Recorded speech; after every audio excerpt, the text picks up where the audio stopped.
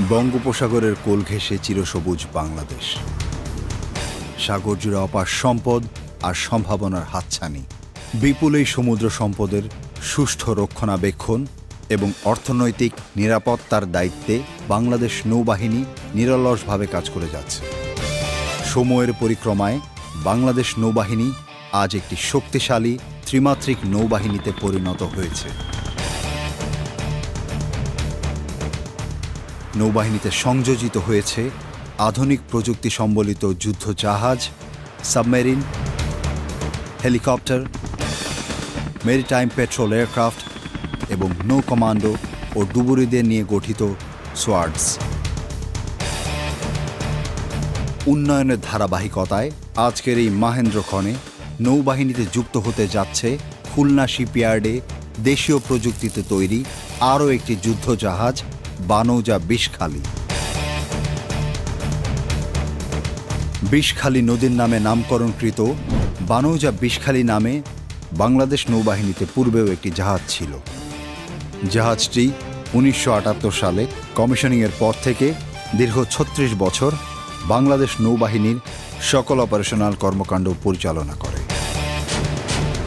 পরবর্তীতে জাহাজটিকে 20 মে 2014 বাংলাদেশ নৌবাহিনী থেকে ডিকমিশন করা হয়। গত 2রা ডিসেম্বর 2019 খুলনা শিপইয়ার্ডে কিল লেইংয়ের মাধ্যমে নবনির্মিত যুদ্ধ জাহাজ বানৌজা বিষখালীর নির্মাণ কাজ শুরু হয়। নির্মাণ কাজ শেষে 22শে নভেম্বর 2023 জাহাজটি বাংলাদেশ নৌবাহিনীর নিকট হস্তান্তর করা হয়।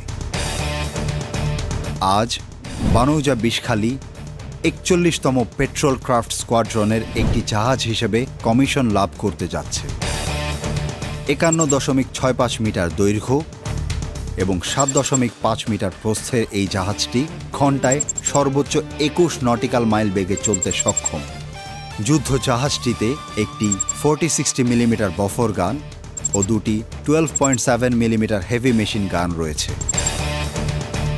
জাহাজটিতে রয়েছে দুটি V type 4 stroke main engine ও দুটি ইনলাইন 4 স্ট্রোক ডিজেল জেনারেটর।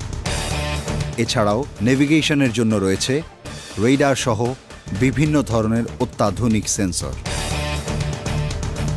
জাহাজটি দেশের দক্ষিণাঞ্চলের ম্যানগ্রোভ বনভূমি সুন্দরবনের সুরক্ষা সহ দেশের বিশাল জলসীমার নিরাপত্তা নিশ্চিত, সমুদ্র সম্পদ রক্ষা ও বাণিজ্যিক জাহাজের নিরাপদ যাতায়াত এবং মৎস্য সম্পদের সুরক্ষায় গুরুত্বপূর্ণ ভূমিকা রাখবে।